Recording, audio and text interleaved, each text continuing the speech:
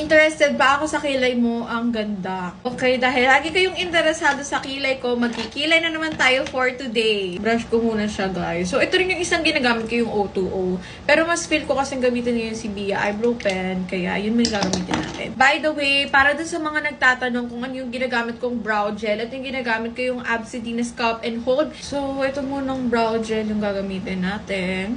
Ganyan muna yung ginagawa ko sa kilay ko.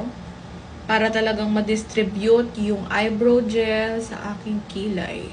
And then, saka ko siya ililift pataas. Ayan, ibabrush ko siya pataas. Ayan.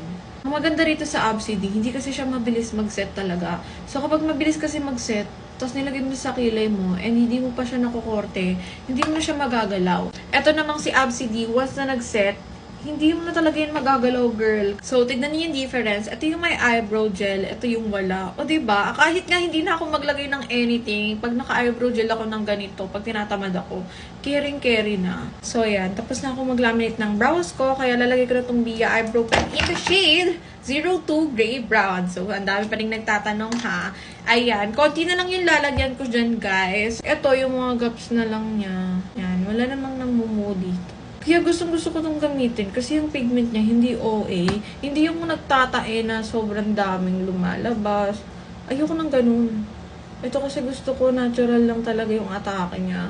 And ayan, tapos na ako maglagay ng Bia Eyebrow Pen. Inaantay ko lang siya na mas matuyo kasi medyo basa pa siya.